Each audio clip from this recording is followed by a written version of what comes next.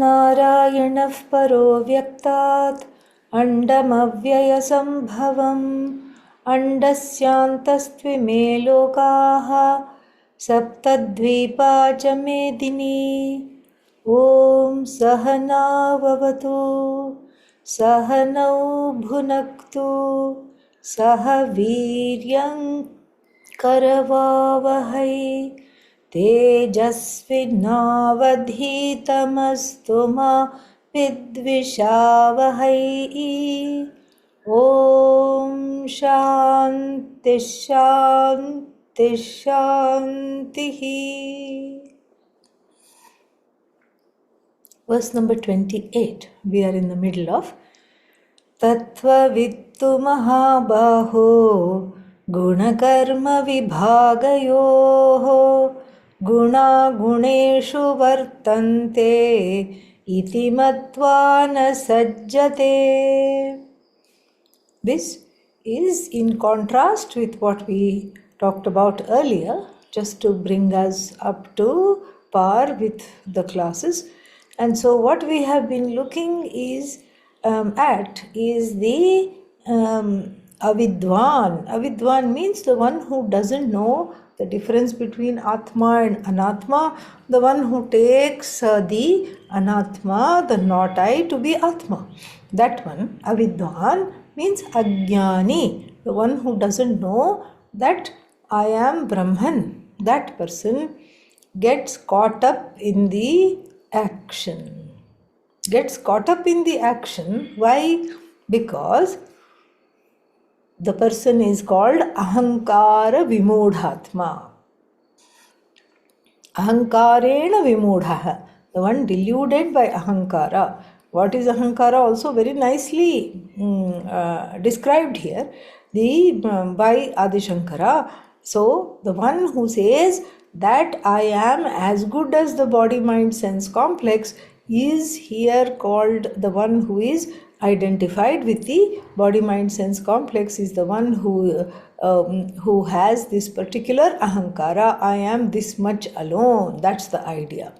So here Adi Shankara described it as Karya Karana Sanghate Atma Pratyaya Ahankara. Atma Pratyaya means I cognition. The I cognition should be where? In Brahman. I am everything. This Sarvatma Bhava must be there. But then here the I cognition is only as far as the I cognition is, in other words, skin deep. Wherever there is a skin covering, the I is there. So the I is here, I is not here in the spaces, I is here, this is I, this is not I, this is I, this is not I, this is I. So if I lead my life in this kind of a fashion, what will happen? Nothing will happen. That's the idea. This knowledge will be very far away because I will identify with everything finite, and when I identify with everything finite, the infinite being myself eludes me all the time.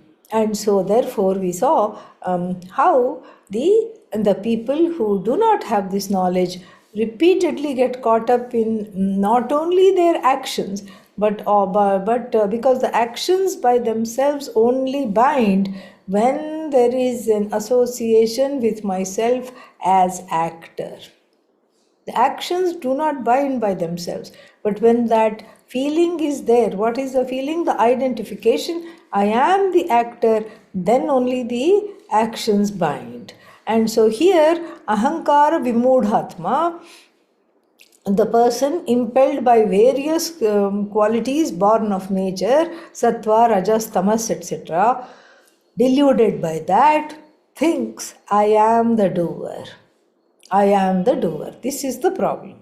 And then this is why the person gets caught. Sajjate guna karmasu. This will be talked about later.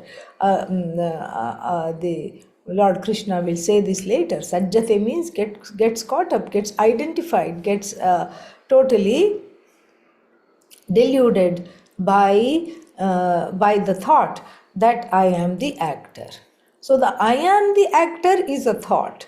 It's a thought, it's a mistake. It's a mistaken thought that is superimposed upon what? the Atma. The Atma that is free of doership has this superimposition, this superimposition due to a mistake. Due to a mistake, the Atma thinks, the Atma doesn't think, sorry, the I, the person, the Ahankara, the identified with the body, mind, sense complex, thinks I am the actor. Why? Because there is a connection between the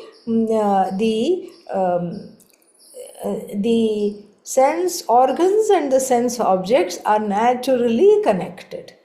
This is what is going to be told now and in this verse. And so we'll see why this do-worship comes. What is the origin or the source of this do-worship is going to be taught in detail here. It's very fascinating. So here in verse number 28, now we are coming to the current verse. Tattvavit. Tattvavit means the one who knows. Who knows what? Tattvam. What is Tattvam? The essence. Essence of what? That. What is that? Brahman. Brahman is the truth of myself as limitless, free of sorrow, free of doership. So that is the person Tattvavit. How does one become a Tattvavit? By exposing oneself in a committed way to Vedanta. That is how one becomes a Tattvavit. And so, Tattvavit too, whereas Tattvavit, the one who knows, I am not the doer, that person, Gunakarma Vibhagayoho. Gunakarma Vibhagayoho means with reference to the divisions of the gunas. Gunas means here the sense organs and the gunas means the sattva rajas tamas, and karma means the actions, the functions of the eyes, nose, etc. Because they are also, the sense organs are also under the control of sattva rajas tamas. Why are they under the control of sattva rajas tamas? Because everything in the universe is under the control of sattva rajas tamas. So the sense organs are not outside the universe. That's why we say the Jagat starts with the body, mind, sense complex. Sense organs cannot be outside. Nothing is outside. So everything is part of this universe. And when we are talking of the manifest universe, sattva, rajas, tamas has to come into the picture. Why does it have to come into the picture? Because everything in the universe is, the whole manifestation is due to the Maya Shakti. And what is Maya Shakti? Is that it has two functions. One is, it has a concealing power, avarana, which does not allow me to see that I am one with everything. I am one with Ishvara. So the avarana is ajnanam, especially atma ajnanam. And the other power is vikshepa. So this vikshepa shakti, the projective power, has this sattva rajas tamas. So everything in the manifest universe is touched by sattva rajas tamas, and so my own sense organs and the organs of actions are no different. They are not an exception. They too are under. They also understandably come under the influence of sattva rajas tamas. So that means what? I cannot complain, oh, my hands and legs are tamasic today, my organs of actions are tamasic today. Why can't I complain? Because that's how it is. Maybe they are tired, or maybe there is something in the air which is making the body feel heavy. The organs of actions are not oriented towards doing anything. Maybe there is some sickness. So many possibilities are there. So therefore I cannot complain. Why? Because I am not any one of them. The self I is beyond this sattva rajas tamas. This atma, this I, is not affected by sattva rajas tamas, and so I have to walk over the I from being completely attached or connected to the ahankara, identified with ahankara, to identify with Brahman. So, for example, if supposing somebody loses an arm, like in a battle or an accident or something like that, one arm is gone. So, if supposing this handless, armless person is introducing themselves to somebody else, they will not say, "This is so and so, my name is so and so, and I am without arm." Nobody says that. Even without the arm, one feels complete. One is complete. Nobody says, "I am so and so minus the arm, I am so and so minus the leg." One will still say, "I am so and so." So, because somewhere deep down one knows, I am not the arm, I am not the leg, because the I sense, even though it frequently identifies with the body mind sense complex, it is very much, it's very easy to get into the Sakshi place, the witnessing place, and extricate oneself from this conundrum. Extricate oneself from this conundrum of thinking that this is exactly how it is and this is what it is. One can extricate oneself from this conundrum. Why? Because the I awareness is naturally unattached, naturally free. This is a very important verse, therefore I'm spending a little time on it. It's naturally free. And so therefore, if it's naturally free of what? It's naturally free of any identification with anything except itself. And that identification with itself is also, it's a setup, because that I is self-evident, self-luminous, self-effulgent, and self-identified. You don't have to do anything. It happens to be self-evident. So this self-evident I is evident of the functioning of the sense organs and the sense organs of action. And whatever I am aware of, it is not me. This is the rubric we have been talking about. This is the bread and butter of Vedanta. Whatever I am aware of cannot be myself alone. I am other than what I am aware of.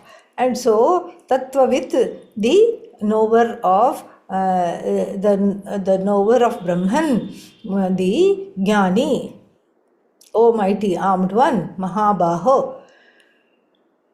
Hey Mahabaho, we saw this last time, that it's a kind of a sweet teasing on part of Lord Krishna. Why does he tease? Because you Arjuna, you think of yourself as very mighty armed and you can just vanquish all these enemies.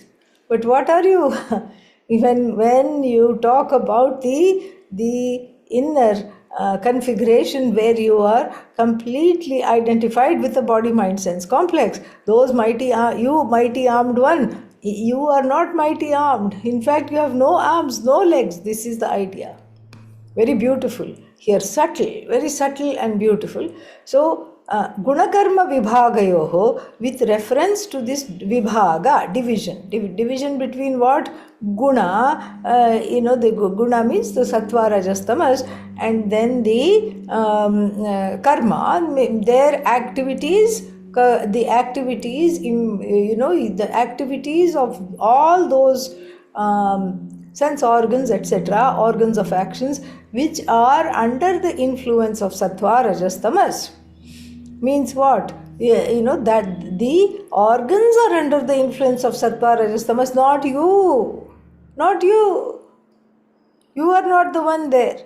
So, and then why? Gunaha guneshu vartante. This is a kind of a pun here, and we have to understand something. The word guna means many things. So, the first meaning we know very well, Sattva, Rajas, Tamas. So, little bit of yoga, Vedanta, if we have studied, then We cannot escape this definition. Sattva, Rajas and Tamas is the common meaning, a very well-known and common meaning of the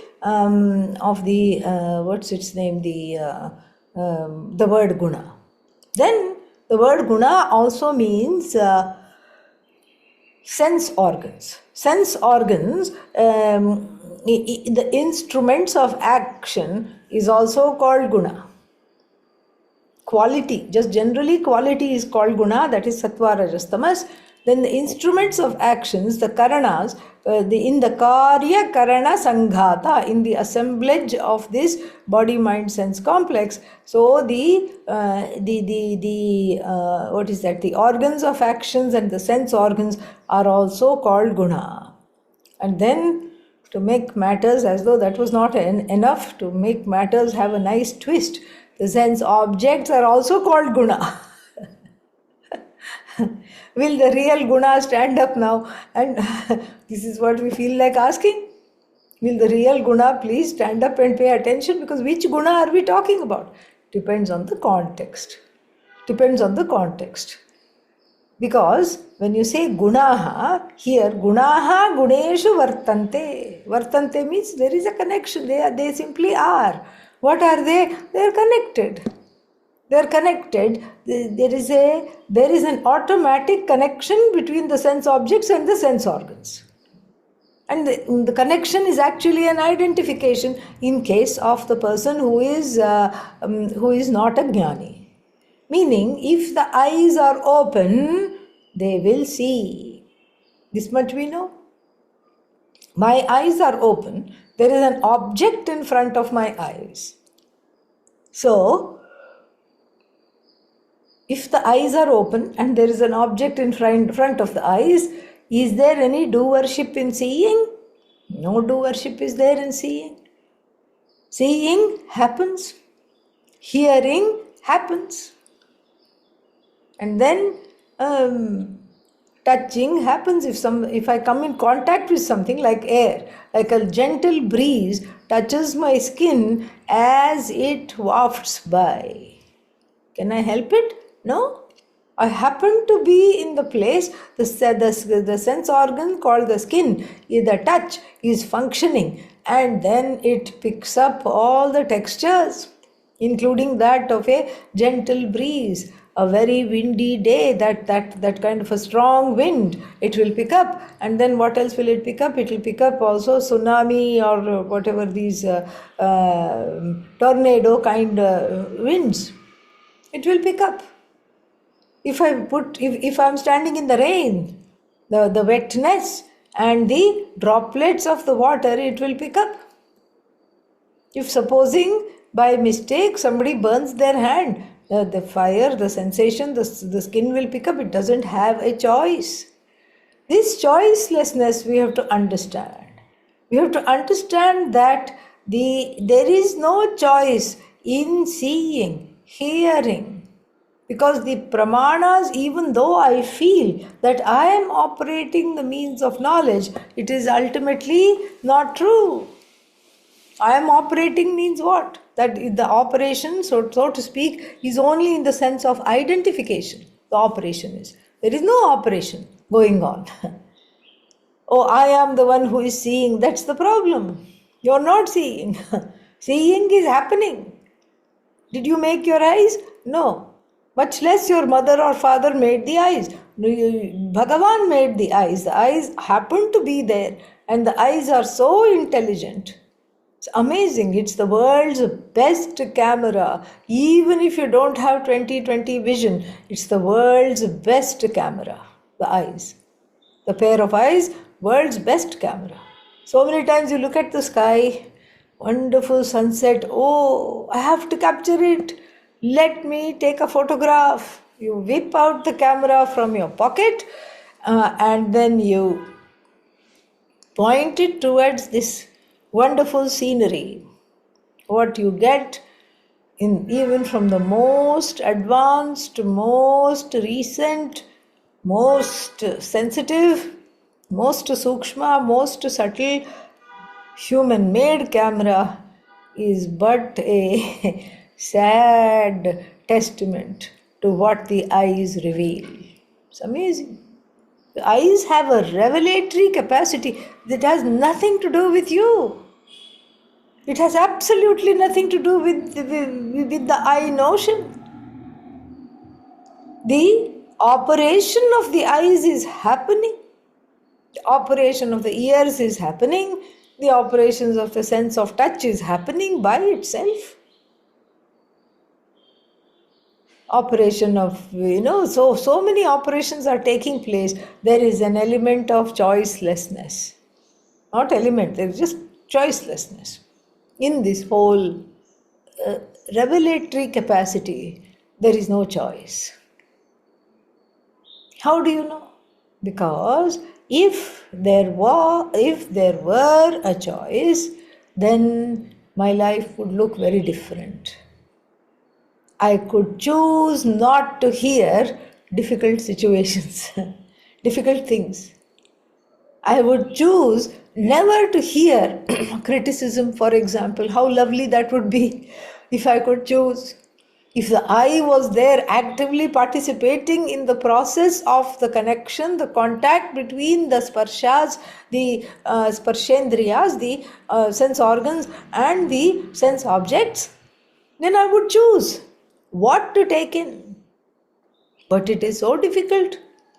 I would choose never to take in criticism. I would choose never to hear anything unpleasant. In the same manner, I would choose never to look at anything unpleasant, never to feel anything unpleasant with on my skin. What choice do I have in that? No choice. If I had a choice, then I would not look at accidents. Two cars colliding on the street, who wants to see? But it happens. And I have no choice because the pramana called the eyes, if they are open and if there is anything to see, then the sight takes place, hearing takes place. The jnani knows this, the ajnani doesn't know this because the ajnani says, I am the seer, I am the hearer.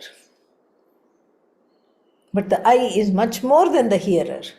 The I, no doubt, is behind the sense organ called the seeing, hearing. I hear Atma. But the I is not just the hearer. Because then if the I is just the hearer, then who is the seer? I is the seer. Okay, I is seer and hearer. Who is the feeler? Who is the taster? Who is the one that picks up smells? And if the eyes were just sense organs, if the eye is just a bunch of sense organs, then who is the organs of action? So this I, in the form of consciousness, awareness, that's why we say light of consciousness, has the capacity to reveal everything completely unattached to what it has revealed. It's objective operation of there is something to see and sight takes place. There is something to hear and hearing takes place. This is the connection between the sense organs and the sense objects. This is exactly the connection, nothing more. But then the Vimudhatma, the one who doesn't know this, takes the I to be what? As good as the body, as good as the mind, as good as the sense organs. This is the problem. And so if the eyes don't see, then what do the person says? I am blind. If the legs are missing, for some reason, either through a genetic defect or because of some accident, then the person says, I am lame. I am disabled. So you see how the I has gotten kind of connected to and identified with a disability which really is not oneself.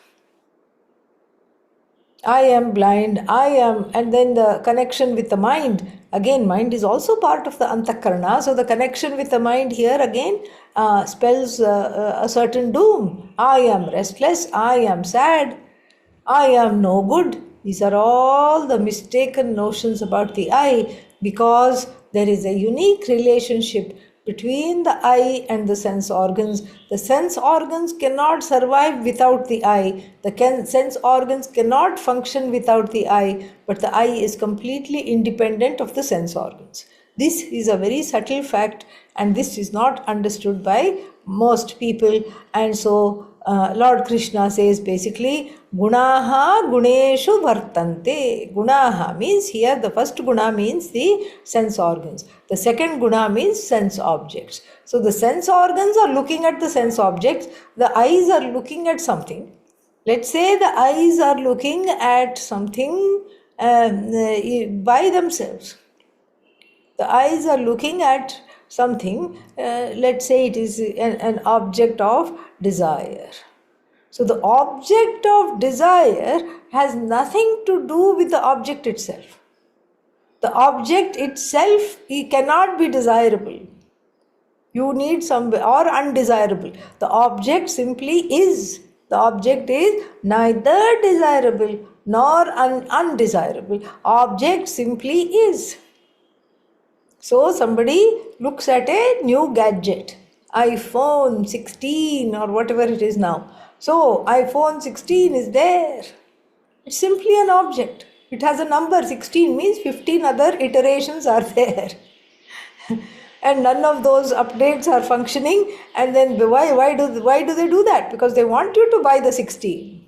And as soon as you buy the 16, what will happen? 17 will come. As soon as you buy into this, what is that called? 4G, 5G has come. Then after that, 6G, 7G. And then somebody will say, Swami G, I'm tired of all these G's. This is what happens. Oh G's, this is what it is. And so therefore, this never-ending, endless, never-ending buffet of sense objects. The sense objects, they are called because they are connected to the senses only in one particular way, not desirer and desired. That is a superimposition. We have to look into that also. But only from the only relationship between the sense objects and the sense organs is that of revealed and revealer, respectively. Sense organs are the revealer, sense objects are revealed. That's what. And the real revealer is that Atma in whose presence everything gets revealed. And itself also reveals itself, self-revealing. The self-revealing I, when it's in association with the sense organs, reveals the sense organs and also reveals the sense objects. It is not connected to either. This is something which is very, very important to understand. And then when does the desire for the iPhone come? Where does it take place? It takes place in the Antahkarana, all right. It takes place in the Chittam, it takes place in the mind. So first we have to see that there is no desire involved in the connection between the sense objects and the sense organs. Sense organs are revealers of the sense objects because the sense organs naturally reveal whatever is in front of them. So first, the sense organs are just reporters. They just report. Here is this gadget called iPhone 16. The ears here, iPhone 16. And then what? Somewhere there is another delusion operating. A very subtle delusion, but a very pervasive delusion. It is both subtle and pervasive. In fact, the more subtle something is, the more it pervades because it is sneaky. It is not understood properly. And so, what is this delusion that's operating? Without this object, I am incomplete. That's how the desire starts.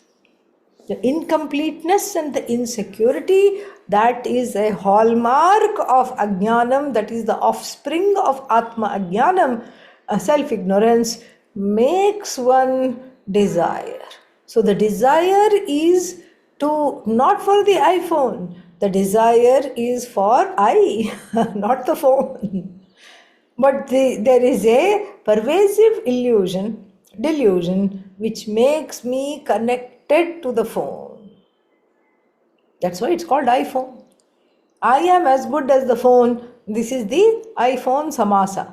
The compound iPhone is to be delineated as follows. Delineation means samasa pada vichcheda, how to break up the samasa. So the I, which is as good as the phone. The phone is as good as I am as good as the phone. Without phone, I am not okay. This is the cause of the desire. You see how there is there is the objective connection between the sense organs and the sense objects. Pratipadaka pratipadya connection, revealer revealed connection, and then there is the on top of this revealer revealed connection, which is an objective fact. There is an overlay, an eclipse of this insecurity, which manifests itself as I don't know myself, and therefore I am incomplete. I think I am incomplete. I think I am insecure. Therefore, I am insecure. Therefore, I have all these desires. The desire is not for the phone or the objects. The desire is for the subject to find approval, to find validation. And I think I can find this validation by whipping this iPhone 16 out of the pocket and brandishing it in front of friends and family.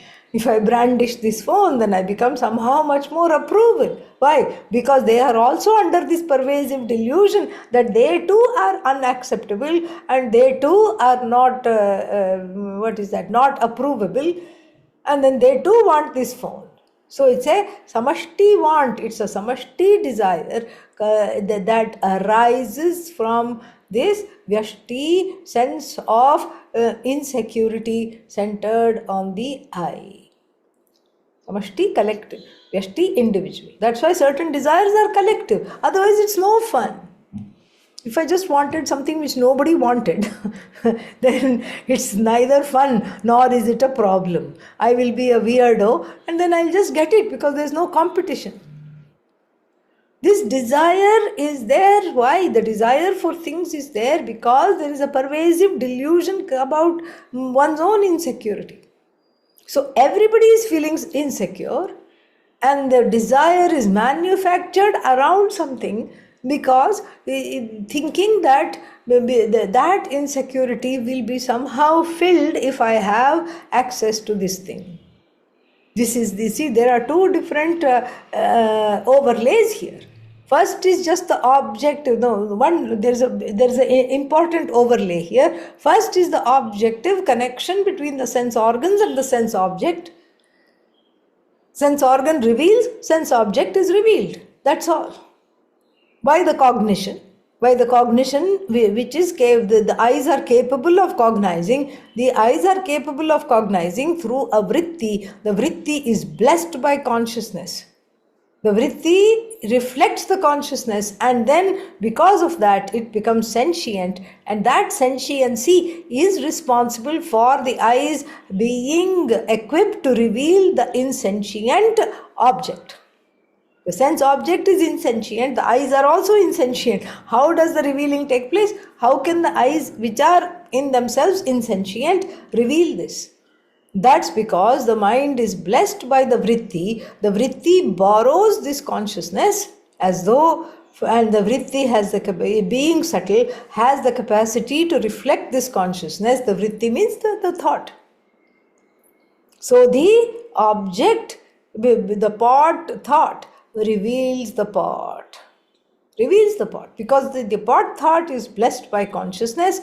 It reflects this consciousness, and the pot shines in this reflection, and it's revealed. Simple object subject connection, revealed connection between the sense organs and the sense object. But then What does the Vimudhatma do? Take this one step further, because there is a subjective overlay. There is Rahu sitting in the head. How does Rahu sitting in the head? Because Rahu is all head. It overthinks everything and it makes the wrong connections. So Rahu is like a shadow planet, which is, we say, the cause of eclipse. So the Rahu sitting in the head, the inner Rahu, in the form of mistaken notions about the I. And what is the mistaken notion about the I? I am no good. Without these objects, events, situations, people surrounding me, and without me possessing some of them or all of them, I am no good. So I'm only as good as what I have. And so therefore, what should I do? I should have more and more. So there is one ice cream shop which I pass sometimes during the walk, and it's called Have More Ice Cream. You see how the collective delusion also, is responsible for these kinds of things. Have more and more and more. When is this enough? It's never enough. Desires are never ending, because the insecurity without Vedanta Shastra is never ending. The insecurity comes to an end when I understand that the self is already, it's already acceptable, it is already whole, it is already free. And if I don't understand that, I will be floundering in this organ and sense object conundrum. I keep searching for more and more sense objects, thinking that they will fill me. Eyes simply keep doing their job and keep revealing this. The ears keep revealing something. And then I keep wanting, and then I become a slave to the sense objects. This is what happens. And so this is the first overlay is the conversion of the objective relationship. Listen carefully. The first overlay is the conversion of the objective relationship between the sense organs and the sense object. What is that objective relationship? Revealer-revealed relationship. So the first overlay is thinking that if without these objects I am not acceptable. I am not okay without these objects. The first overlay is the insecurity. And the second overlay on top of that is this feeling that I without these objects, I am a slave to these objects. These objects run my life. That's the second overlay. So the first overlay is the subjectivity. The second overlay is the dependency. The codependency with the sense objects, with all objects in the universe, is the second overlay because of the subjectivity. So the overlay of subjectivity, the first eclipse is mistaken notion. What is the mistaken notion? That all these things I need in order to be complete, in order to be secure, in order to be self-validating, in order to not be self-judgmental, etc. This is the first Rahu or first eclipse overlay. Then therefore my connection between myself and the sense objects is therefore vitiated by the first overlay, and then that brings in a dependency, a series of dependencies. Without this object I am not okay. Without my bank account I am not okay. Without my job I am not okay. Without these possessions I am not okay. Without these people I am not okay. You see the two overlays? You have to understand this very, very clearly. So one becomes a slave to the sense objects, and then therefore there is an identification with the sense organs as I am the doer, I am this, and there is also an identification with the sense objects. This is an extension of me, so I really want to have this. Without this, I'm not okay. This is exactly the problem here. But then the Tattvavit in verse 28 is revealed to be beyond this. What does the Tattvavit understand? Gunaha guneshu vartante. Remember, first guna in the second line means the sense organs. Guneshu vartante, they are simply connected. There is only the gunaha, the first guna, the sense organs, are connected to the second guna, the sense objects, by themselves. How are they connected? Revealer, revealed connection. No other connection is possible. Revealer, revealed connection. There is no identification with the karanas, with the instrument.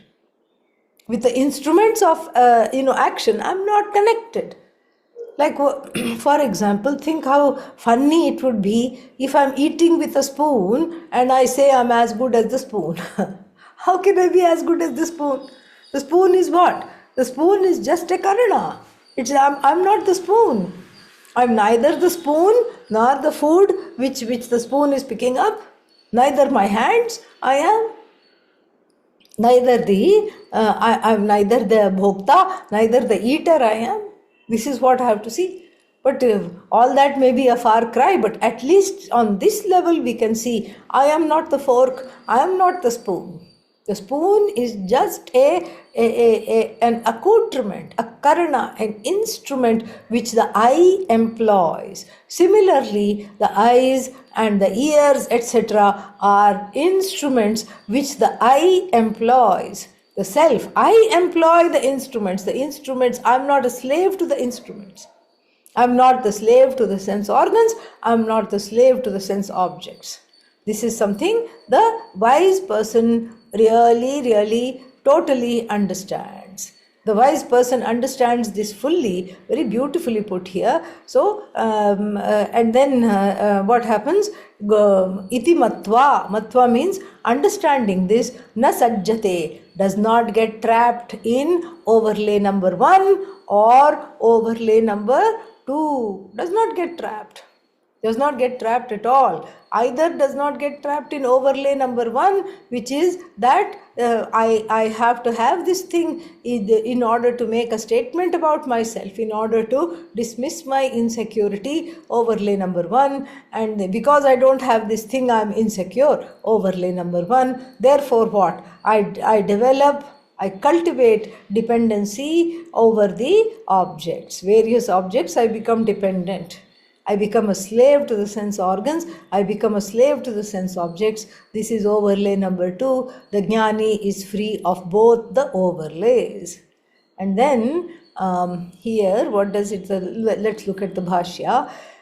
We already saw a portion of this. Tattvavittu mahabaho kasya tattvavit. So what does the person know? Adi Shankara asks. Gunakarma vibhagayoho guna vibhagasya karma vibhagasya cha tattvavit ityartha. So the person knows the objective connection between the jnani, who knows the objective connection between the sense objects and the sense organs. One is revealed, the other one is revealer. Like this, the one who knows. Gunaha karanatmakaha.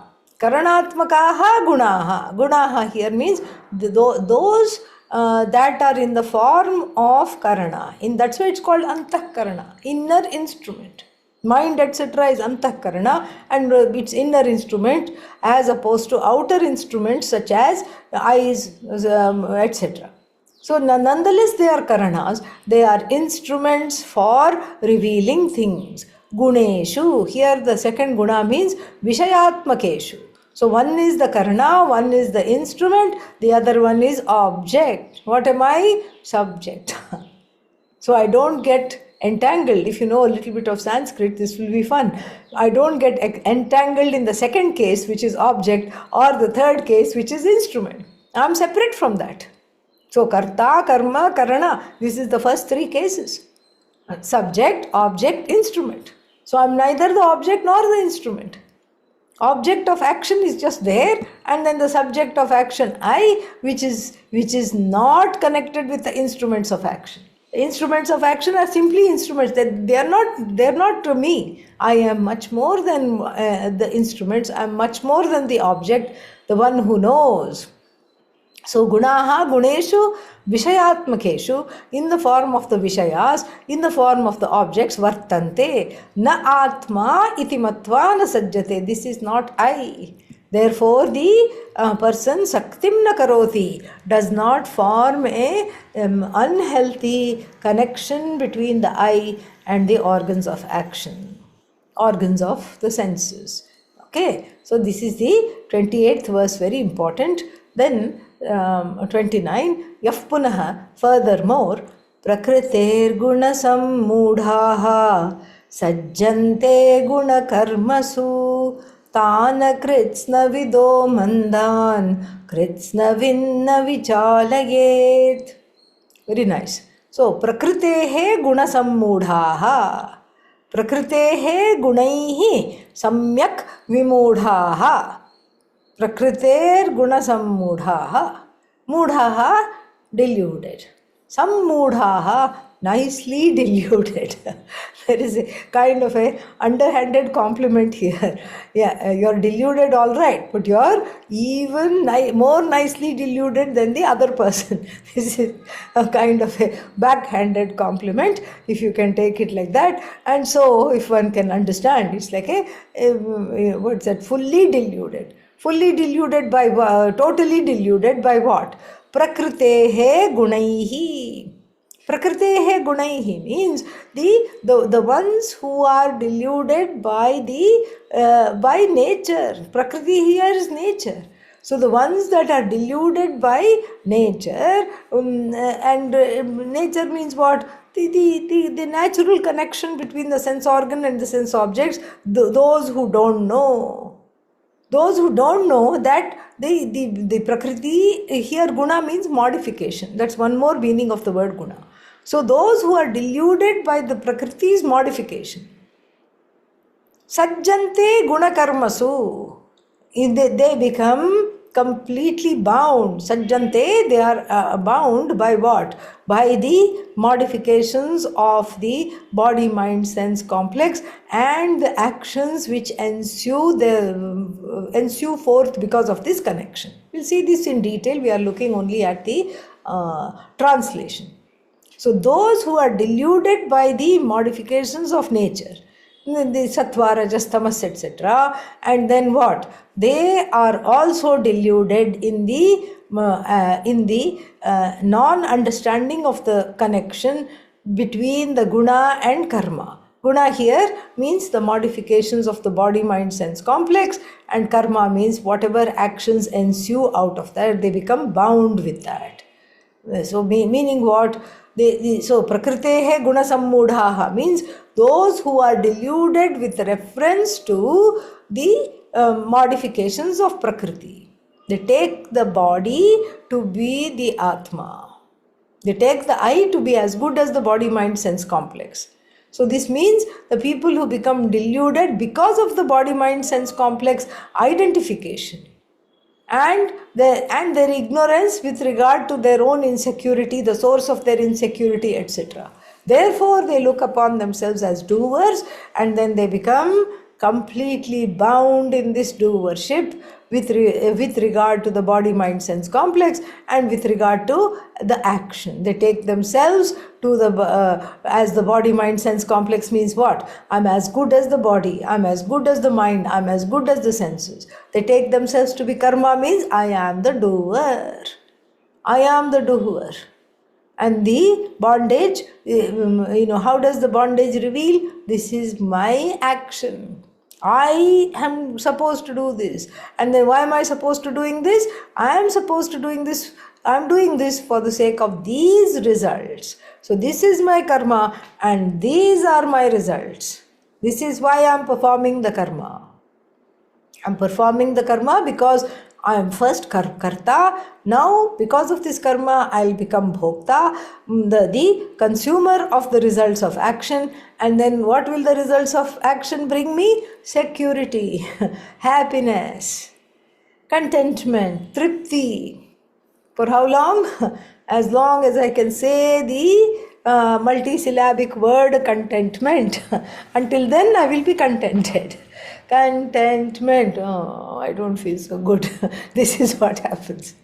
So this is how short-lasting everything is because of this terrible conundrum of identifying with everything. And so then the results of action are two in number. Again, subjectively speaking, one is I deem it a success if my ragadveshas are fulfilled, or I deem it a failure if the ragadveshas are not fulfilled. I deem it as a failure. And so the success failure, it attaches to who? Me. So first I say, I have to have this job. I have to have this object in order to make myself contented, happy, secure, free, etc. Then I go for this job and then find out that it's a big bore, it's terrible, it's full of all kinds of things. And either I get it or I don't get it. If I don't get it, there is a sense of failure attached to this I. I am no good, they did not pick me, somebody else got this job, they must be better than me, and so I am in the doldrums. Sorrow ensues. Or let's say I get it, but then again it's very, very difficult to negotiate with the boss, to negotiate with the co-workers, to do anything in this job. So therefore, I have a lot of responsibility but no power, and it's a terrible in this way. And then what happens? Still I consider myself a failure. So there is no situation. You may tell me, that, you're only looking at the difficult scenarios. What if somebody gets a dream job? How long does a dream last? I will ask you in response. Tell me, how long does a dream last? Dream lasts only for a few seconds. So dream job also, the dreaminess of the job. Job may be there, but the dreaminess associated with the job lasts only for a few seconds. Dream job, dream house, dream home also. Dream home lasts for a few seconds just like the dream, and then it becomes a house of nightmares. It becomes nightmarish, too big to take care of, and then the market is down. Nobody is going to buy my house now anymore. It is not worth anything. In fact, if I sell it now, it will be like sold for a loss. This is the thing. So the very fact that you are calling it a dream job, dream home, dream relationship, all this we can say, as Vedantins we can say, dream on darling. That's all. This is a dream. That's why when you say dream job means it's too good to be true. And what do we know about something that is too good to be true? If something is too good to be true, it is. It is too good to be true. If appears to be too good to be true, in all likelihood, it is too good to be true. And so, dream job, dream life, dream relationship are just exactly as the compound suggests. They are dreamy in nature, they are dreamlike, meaning they are ephemeral and they are subjective. They are, those relationships, jobs and homes and objects, etc., have this overlay of my own desires. That's the dreamy nature of it. It's exactly like a dream. What is the dream composed of? The dream is composed of my own memories of the past, whatever memories there are, and my own desires. And so the dream job also has my projections of my own memories of previous jobs and my own desires. Dream relationship also has one's own memories, one's own desires projected onto that which is free of that.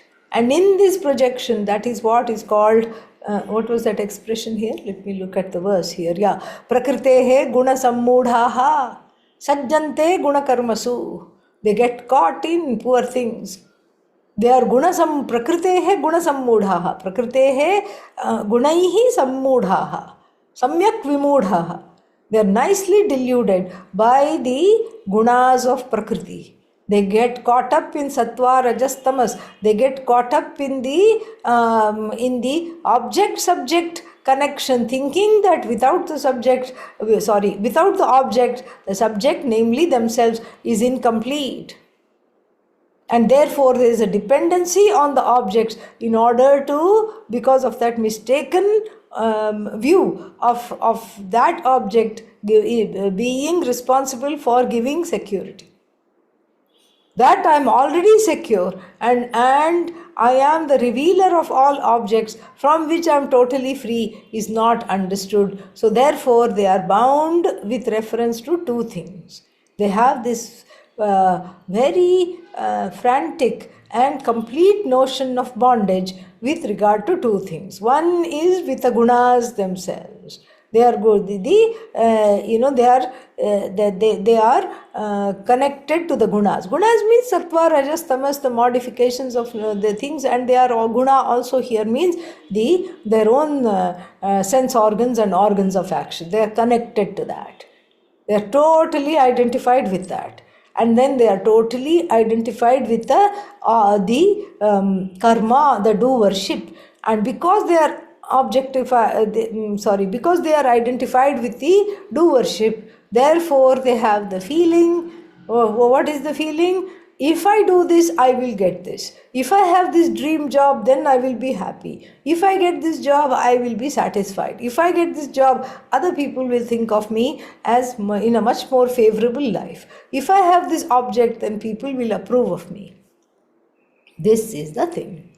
And because of that, they become deluded. And then they are therefore karma sanginaha. They are attached, they become karma sangin. Karma sangin means karmasu sangaha asti asya. For whom there is a kind of a obsession and addiction to karma, action. Action becomes very important because I am deluding myself to think that I can produce happiness. And why is that a delusion?